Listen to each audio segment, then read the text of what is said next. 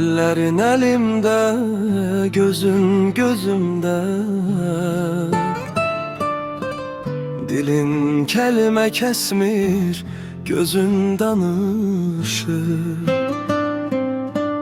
O qara zülfünü oxşadıkca mən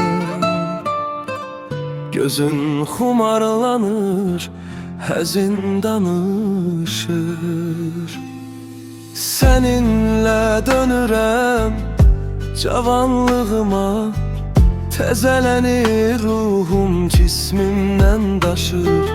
Güləndə elə bil zülmət gecədə, aysan nur saçırsan gözün qamaşır.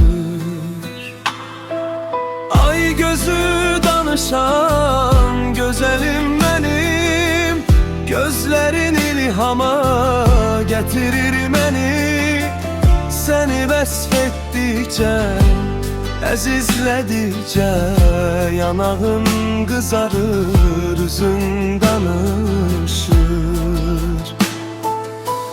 Hekayəm, şeirim, qəzəlim desən, sabahım, bugünüm, əzəlim desən.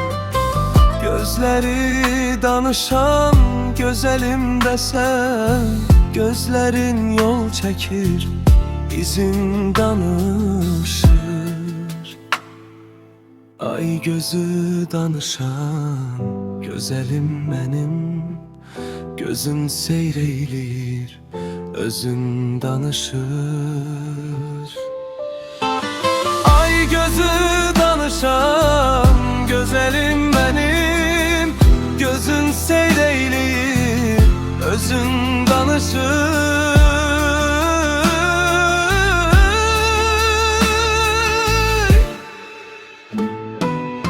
Ay gözü danışan gözəlim mənim, gözlərin ilhama gətirir məni. Səni vəsf etdikcə, əzizlədikcə yanağın qızarır, üzün danışır.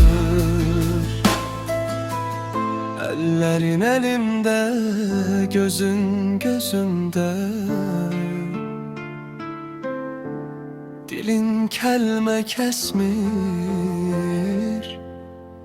gözün danışır.